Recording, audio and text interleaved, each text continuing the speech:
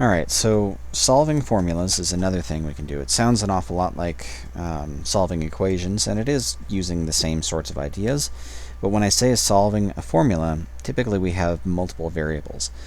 These formulas we tend to deal with in this class. This one, area equals base times height over 2. This would be, I guess, the area of a triangle, I suppose. Usually we use lowercase b, but whatever. It doesn't really matter what the formula is for, but if you want to solve for a variable, what it means is to isolate the h. So getting it on one side of the equation by itself.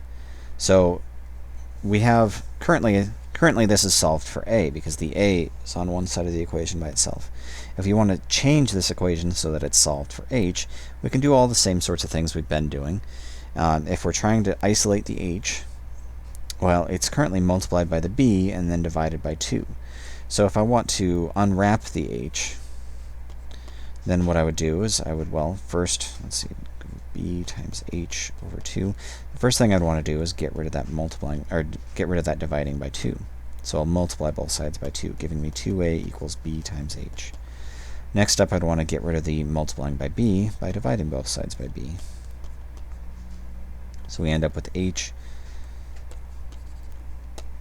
equals 2a over b. Alright, if we have something like v equals 3k over t, it's the same as the previous example. We're trying to solve for k, that's the thing we want to isolate, and currently it's being multiplied by the 3 and then dividing by t. So if I want to isolate it, I want to kind of unwrap it. I'll do the operations in reverse order, or undo them in reverse order, I guess. So first getting rid of dividing by t by multiplying both sides by t. So we get tv equals 3k.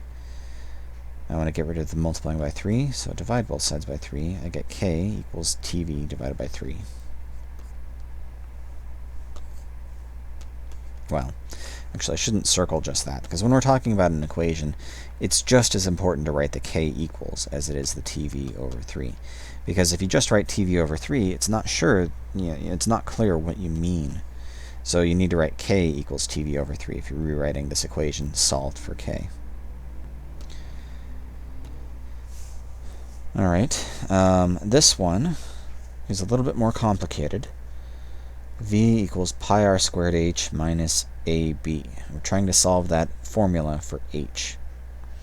So the easiest way to do this one, there's all sorts of stuff going on in this, but I would recommend thinking of it in clumps. The a and the b, just think of that as a single number. Pi r squared, think of that as a single number as well.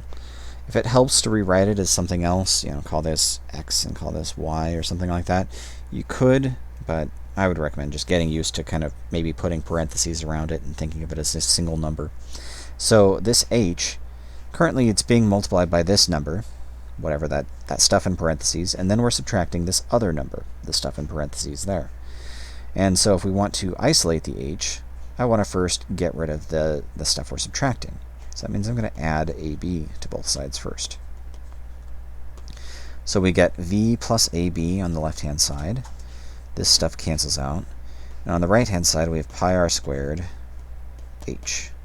I'm going to keep that pi r squared in parentheses, like that, because the next thing I want to do to isolate the h is to get rid of the pi r squared.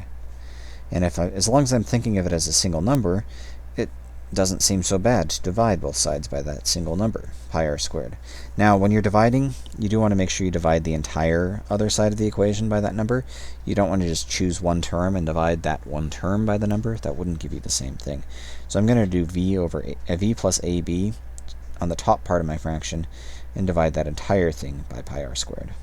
So we get h equals v plus ab all over pi r squared. That would be my formula solved for h. And this one looks very similar. The perimeter of a rectangle, I guess, is twice the length plus twice the width. We're using a and b here for some reason. I don't know. Whatever. Like I said, the use of this formula is not really important. I'm just looking at taking a formula and solving it for one of the variables. So I'm solving for a. That's this thing right here. I would first look and see, well, okay, I'm multiplying by 2, then I'm adding 2b. So the first thing I want to do is subtract 2b from both sides. So I'll subtract 2b from over here, subtract 2b from over here, and I get p minus 2b equals 2a. They canceled out there.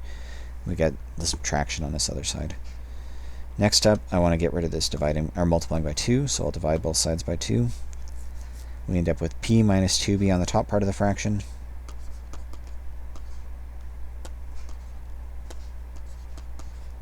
And a 2 on the bottom part of the fraction.